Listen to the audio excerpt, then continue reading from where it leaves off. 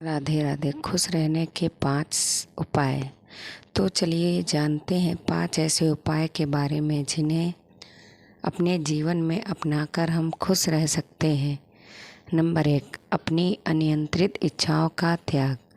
हमारे जीवन में इच्छाओं का डिसाइज का बोलबाला है। हमारे मन में अनेकों इच्छाएं हैं जिन्हें हम पूरा करना चाहते हैं, और जब वे पूरी नहीं होती तो हम निराश होकर दुखी हो जाते हैं। इच्छाओं का जाल इतना प्रचंड है कि मरते समय भी अंतिम इच्छा रह ही जाती है। इसका मतलब यही है कि हम अपनी सारी इच्छाएं त्याग दें। हमें तो बस अपनी इच्छाओं को अनियंत्रित होने से बचाना है। हमें अपनी आवश्यकताओं और इच्छाओं में अंतर समझना होगा, और यदि आपके प्रयास के बाद भी आपकी कोई इच्छा पूरी नहीं हो पा रही है तो दुखी मत हो। आप बिना दुखी हुए उत्साह के साथ लगातार प्रयास करते रहें। हमें अपने जीवन को सरल और साधारण बनाना है, क्योंकि जितना सरल और साधारण हमारा जीवन होगा उतना ही हमारी इच्छाएं कम होंगी और हम खुश रह सकेंगे। और यदि आप इच्छाओं को कम करने में सहज नहीं हैं तो कम से कम उसे अपनी खुशी से मत जोड़िए। पूरी हुई तो अच्छा, नहीं हुई तो भी अच्छा, मैं तो खुश रहूँगा। नंबर 2, आशाओं का त्याग। हम अपने जीवन में बहुत सारी आशाएं लगा लेते हैं। हम अपने बच्चों से, अपने मित्रों से, अपने परिवारजनों से बहुत सी आशाएं लगा लेते हैं, और जब वे हमारी आशाओं के अनुसार काम नहीं करते तो हमें दुख होता है। हम अपने मित्रों की मदद करते हैं और सोचते हैं कि जब मुझे ज़रूरत पड़ेगी तब वो भी मेरी मदद करेगा, परंतु जब आपको ज़रूरत पड़ी और मित्र ने आपकी मदद नहीं करी तो आप दुखी हो जाते हैं। इसलिए आप आशाएं मत पालें। अगर आपने दूसरों के साथ अच्छा किया है तो आपके साथ भी अच्छा ही होगा, पर ये अच्छा कौन कब कैसे करेगा, ये ईश्वर पर छोड़ दें। आपने किसी के साथ अच्छा किया, ये आपका स्वभाव है। दूसरे ने जो कुछ किया, ये उसका स्वभाव है। आशाएं ना पालने से यदि आपके साथ अच्छा नहीं भी होगा तो भी आप खुश रह सकेंगे, प्रसन्न रह सकेंगे। नंबर 3, कटु अनुभव का त्याग करें। हम सभी के जीवन में बहुत सारे कटु अनुभव होते हैं, परंतु इन्हें जितनी जल्दी आप अपने मन से निकाल देंगे उतना ही आप खुश रह सकेंगे।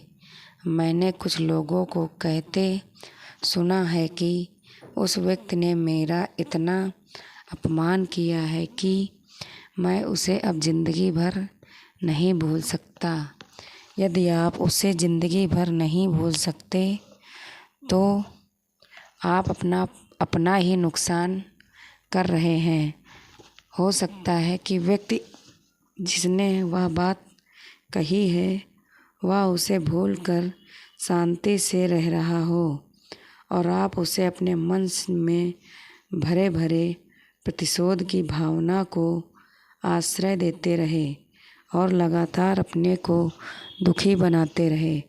इसलिए अपने जीवन में कटु अनुभवों को अपने मन से जल्द निकाल देना चाहिए।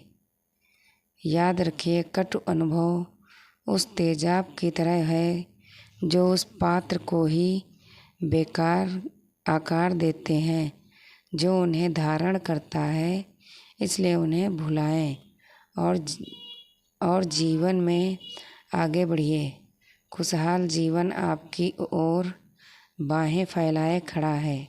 नंबर 4, वर्तमान में जीने की आदत डालें। हम भूत में जो कुछ कर चुके हैं उसे बदल नहीं सकते, हमें उसका परिणाम भोगना ही होगा। तो वह परिणाम अच्छा या बुरा जैसा भी हो, हंसकर उसे स्वीकार करें। भविष्य की चिंताओं में भी ना डूबें, क्योंकि भविष्य वर्तमान के परिणामों का ही फल है। आपके हाथ में सिर्फ वर्तमान है, उसका भरपूर उपयोग करें। भविष्य अपने आप ही अच्छा हो जाएगा। जो क्षण अभी चल रहा है, बस इसका अच्छे से अच्छा उपयोग करें और इसी क्षण प्रसन्न रहने की कोशिश करें। यदि आप ये कर पाते हैं तो आपकी बाकी की ज़िंदगी का एक बड़ा हिस्सा प्रसन्नता के साथ व्यतीत होगा। नंबर 5, जितना हो सके दूसरों की मदद करें। अपने जीवन में नियमित रूप से दूसरों की मदद करने का प्रयास करें। कहते हैं ना, art of loving is art of giving.